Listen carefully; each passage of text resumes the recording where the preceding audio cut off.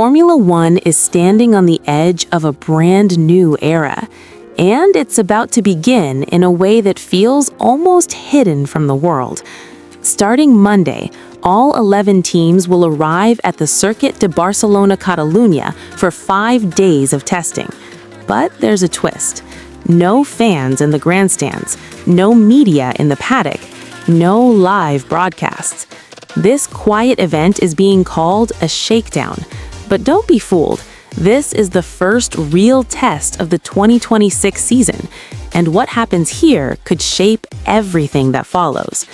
So why is Formula One keeping it behind closed doors?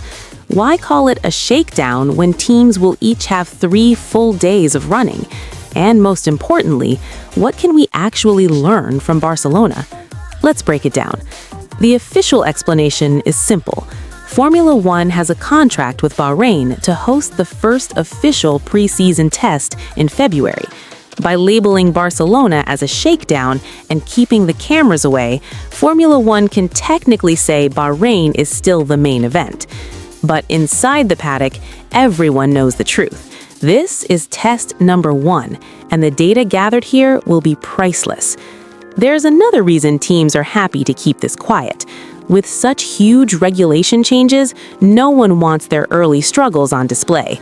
Behind closed doors, teams can fix problems without the pressure of headlines and social media storms. But this is Formula One, and secrets never last long. Low lap counts, red flags, cars stopping on track. Within hours, the rumors will spread online. You can't hide 11 teams and hundreds of people for 5 days straight. The paddock always talks, and we'll hear about it.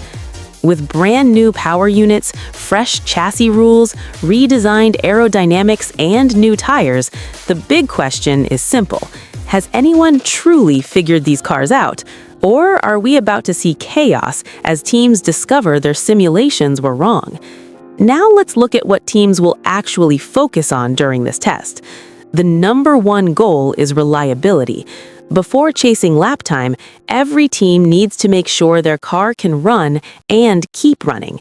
The new power units are unlike anything Formula One has seen before. The MGU-H is gone.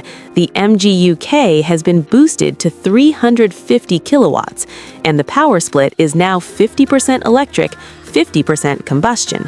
It's a huge shift.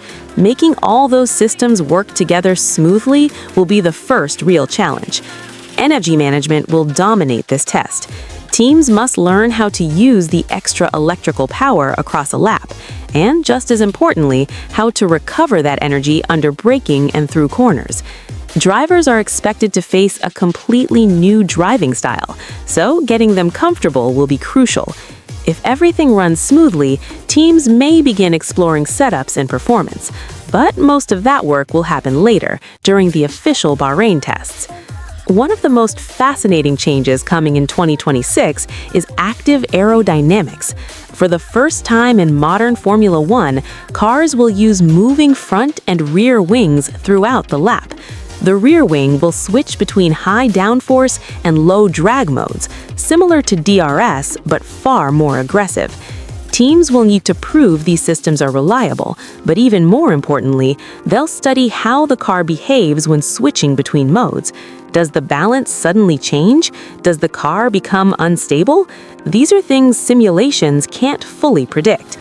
There's real concern that Formula One could repeat what happened in 2022. Back then, teams arrived with ground effect cars only to discover severe porpoising issues no one had expected. Active aerodynamics could bring similar surprises, and Barcelona will be the first place those problems reveal themselves. Now the big question everyone wants answered. Who will be fastest, and should we even pay attention to lap times? Mercedes has been rumored to have the strongest power unit heading into this new era. Reports suggest they may have found extra performance through a creative interpretation of the compression rules. But the truth is simple. Right now, nobody really knows. Even if Mercedes is ahead, the real performance gap might remain hidden behind Barcelona's closed doors. What will be easier to see are the teams that are struggling. any major issues with a car or engine tend to leak out. A team barely completing laps while others rack up mileage, that says a lot. Cars repeatedly stopping on track, returning to the garage with problems, that says even more. Not every team approaches this test the same way. McLaren has said their car will stay mostly unchanged between Barcelona and the first race. They seem confident in their package and want to focus on understanding it before chasing upgrades. Ferrari, by contrast, is starting with a simpler, more reliable specification, planning to introduce bigger updates closer to the first race. These differences in philosophy can make comparisons misleading. One team that will be missing entirely is Williams. They announced earlier this week they're skipping the test due to delays with their FW48. For a team that finished 5th in the Constructors' Championship last year and aimed higher in 2026, missing 3 days of critical track time is a huge setback. Meanwhile, the weather could become a wild card. January in Barcelona is far from perfect for testing racing cars. Temperatures will be low, and rain is a real possibility. Teams that have already done shakedowns reported that poor weather kept their cars in the garage more than any technical problem. If Barcelona is wet and cold for most of the week, the amount of useful data gathered could be very limited. Some coverage will exist despite the secrecy. A small Formula One TV crew will be present for interviews with drivers and team personnel. So while there won't be live timing or full trackside footage, we will get glimpses into how things are unfolding. The real question looms over the whole test. How accurate are the simulations? Teams have spent months, even years, building these cars in virtual environments. They've run countless simulations, trying to predict how the new rules will affect performance. But simulations are only as good as the assumptions behind them. With such radical regulation changes, reality could look very different from the computer's predictions. We saw this in 2022, when teams arrived with ground effect cars, only to be blindsided by porpoising, something simulations had failed to predict. Every major rule change brings surprises. Barcelona will be the first place we uncover them in 2026. For fans at home, the lack of live coverage might feel frustrating. We're used to seeing every moment of testing broadcast live with timing screens and expert commentary.